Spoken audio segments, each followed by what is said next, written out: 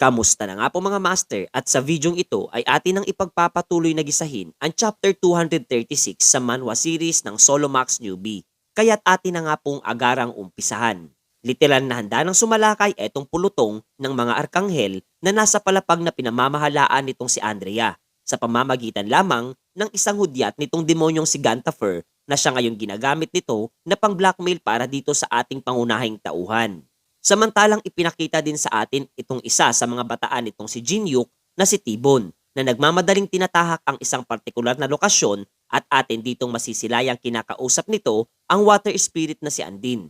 Nagbigay nga ito ng isang paalala para sa kanya na mag-iingat sapagkat maging itong Azure Dragon at iba pa ay nakadarama ng matinding pagkabahala mula sa aurang inilalabas nitong mga nilalang na nasa kanilang lokasyon. Gayon din aminadong higit pangaraw sa kanilang kakayang tinataglay, mayroon etong mga arkanghel na kanilang nasisilayan. Subalit hindi naman nabahala at nakadama ng anumang pangamba itong si Tibon, sapagkat itong araw ang tamang pagkakataon upang sila ay hindi panghinaan ng loob at umatras na lamang. Dahil ayon pa nga sa kanya, ay kinakailangan niyang mas lalo pang paghusayan ang kanyang aksyong isasagawa at mayabang na nasambit na siya nga raw ang alas ng kanilang panig na ikinatuwa namang marinig nitong water spirit. Kasabay ng tuluyang pagkilos nitong kalansay gamit ang kanyang upgraded version habang kasakasama etong ibon na si Celia na kapwa naman nag-fuse sa robot at nagkaloob dito kay Tibon ng kakayahang lumipad patungo sa direksyon nitong mga arkanghel at tila ba isang general pang ang isinisigaw na hindi ito ang sandali upang sila ay sumuko at panghinaan ng kalooban. Sa mga oras nga ding iyon ay sunod-sunod ang walang humpay na pag-pop up ng mga mensahe para dito sa ating pangunahing tauhan na pasimpleng pinagtatawanan naman nitong demonyong si Gantafer at nagtanong kung ano ang kaniyang pakiramdam matapos na mapag-alaman ang kasalukuyang kalagayan ng kaniyang pinahahalagahang base. Dagdag pa nga niya na ang kanyang hukbong ipinadala ay ang mga tinatawag na sentinels mula sa faction nitong mga nagrebeldeng arkanghel. Mayabang pa nga nitong nawika na sa isang salita lamang na magmumula sa kaniya ay tiyak na magmimistulang tapunan ng basura ang baseng kanyang itinatag. Kaya tuwag nga raw maging pasaway pa etong manlalarong si Jinyuk at mas makabubuting ibalik na niya sa kay Relici etong Holy Grail at umalis na lamang siya sa ika-20 palapag ng tore. Kasabay ng pagbibigay ng seguridad na kaniya ding paaatrasin ang pwersa nitong sentinels na nasa mababang palapag ng tore kung ito ay kaniyang gagawin. Natahimik naman itong binata sa payag at pagbabanta na kanyang narinig mula sa nasabing demonyo. Subalit sinagot naman sila nitong ating pangunahing tauhan na tanging hangal lamang ang mga maniniwala sa mga payag na binibitawan ng mga kagaya niyang demonyo at nakasisiguro siyang patuloy pa rin silang sasalakay kahit magpasya pa siyang ibalik ang nasabing unique item. Nakangiti nga siyang inactivate ang kanyang skill na Glacier Formation at ang pagkilos nga niyang isinagawa ay agad namang nagbigay ng lubos na takot para dito kay Relici na nauunawaan na kung ano ang pagkilos na nais gawin nitong binata sa kasalukuyan. Naganda na nga itong ating pangunahing tauhan sa pagwasak nitong Holy Grail habang nakangiting nawika na huwag nga raw siya patawanin nitong mga nilalang na nasa kanyang harapan sapagkat kung isa din siyang demonyo ay malamang na magsisinungaling din siya katulad nitong si Gantafer. Literal na naiyak na nga itong leader ng kulto mula sa naging payag na binitawan nitong binata at nauunawa ang hindi ito natinag sa nasabing pagbabanta ng demonyong si Gantafer kasabay ng tuluyang pagwasak nitong si Jinyuk sa Holy Grail na pagmamay-ari nitong si Relici. Ang pagkilos ngang isinagawa nitong si Jinyuk ay kapwa agad na kinilala nitong system at idiniklara na tuluyan ng nawasak ang Antichrist Holy Grail na pinangahawakan ng kulto. Hindi nga makapaniwala etong si Gantafer na hindi man lamang nasiraan ng kalooban etong binata at itinuloy pa rin ang kanyang naunang plano habang masisilayang wala nang malay na lumuluha etong si Relici mula sa isang tabi. Kaya't dahil dito ay galit na napagpasyahan nitong demonyo na magbigay na ng kautusan para sa mga arkanghel na simula na ang pagwasak sa palapag na kanilang kinaroroonan. Naagaran din namang sinunod ng mga ito at nagsimula na magpakawala ng kanilang mga pag-atake. Masisilayan naman natin na ginamit na nitong si Alice ang kanyang orihinal na kaanyuan at napapaisip na marahil ito ang rason kung bakit silang dalawa nitong si Prey ay ipinadala nitong si Jinyuk sa nasabing palapag.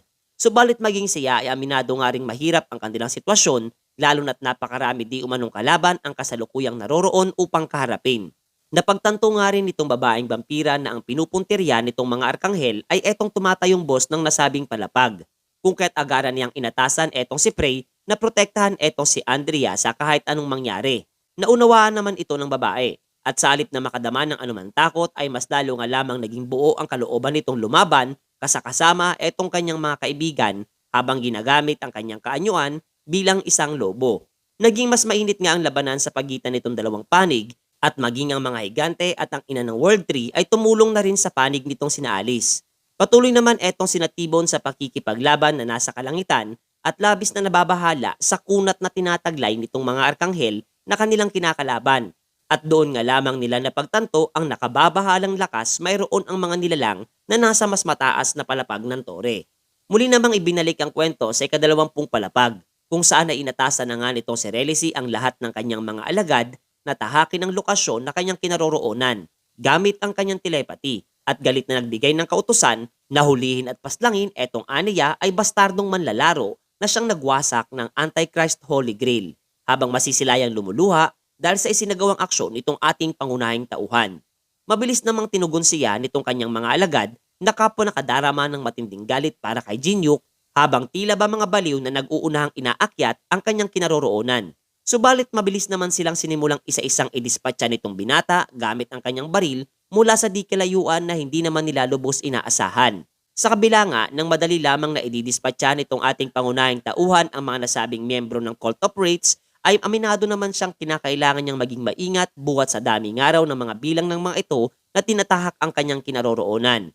Gayon din napapaisip sa kung ano na ang kasalukuyang kalagayan ng isinasagawang pag-rescue nitong sina Teresa para sa manlalarong si Faiden. Pagkatapos ay inilipat ngang muli ang eksena kung saan ay ating masisilayan etong si Teresa na bagyang nahihirapan buhat ng mahigpit na hinawakan ang kanyang leeg nitong kanyang kinakalabang halimaw. Kung kaya't dahil dito ay agad niyang inactivate ang kanyang skill na tinatawag na Holy Purification kung saan nga ay labis na ininda nitong nasabing nilalang ang kanyang holy power. Plano na nga sana nitong nasabing halimaw na atakihin gamit ang kanyang sandata itong dalaga, subalit bago pa man niya ito maisagawa ay agad naman siya nakatikim ng isang malakas na sipa sa kanyang tagiliran na likha naman nitong dakilang stalker ng ating pangunahing tauhan at siyang tuluyang nagpalaya dito sa dalaga mula sa maigpit nitong pagkakakapit. Agad namang nagpayag ng pagkadismaya etong si Chun Yusong mula sa paraang ipinapamalas pagdating sa pakikipaglaban nitong dalaga. Kung kaya't kaniya itong sinita kung bakit ganoon ang kanyang isinasagawang pagkilos lalo na't ang ganitong klaseng nga lamang daw ng mga nilalang ay dapat lamang madaling maidispatcha at hindi mahihirapan etong kanyang kasamahan. Subalit sinagot naman siya nitong si Teresa na hindi nga raw yon ang kanyang problema sa kasalukuyan habang pinagmamasdang daan-daang tumatayo mula sa lapag itong napatalsik na halimaw. Muli na nga itong naganda para lumaban at ang paraan nga nito sa paghawak ng kanyang spear ay labis na bumabagabag sa kalooban nitong dalaga at tila ba do'y napagtanto ang isang nakakagimbal na senaryo. Ang payag nga nitong dalaga ay agad namang naunawaan nitong si Chun Yusong at kapwa nakadama ng pangamba na mapag-alamang maaaring ang individual na nais nilang iligtas ay ang siya ring mismong halimaw na kanilang kinakalaban sa kasalukuyan habang nagkukubli sa makapal na baluti. Hindi nga makapaniwala itong dakilang stalker ng ating pangunahing tauhan na magagawang baguhin ng kulto ang pagkatao nitong nasabing manlalaro gamit ang bloodline necromancy na siyang rason kung bakit hindi ito magawang tapusin ng dalaga. Dahil nga dito ay napagpasya na lamang nitong si Chun Yusong na siya na lamang ang lalaban at handang bahira ng dugo ang kanyang mga kamay. Ngunit pinahinto naman siya nitong si Teresa at agad na ipinahayag na noong kanyang ginamit nga raw ang kanyang holy power ay marang napawalang bis ang kalasag nitong tinataglay at naniniwalang mayroon pang paraan upang muling bumalik sa dating pagkatao, mayroon etong manlalarong si Faiden. Kung kaya't mas mainam nga raw na kanila na lamang itong hulihin ng buhay.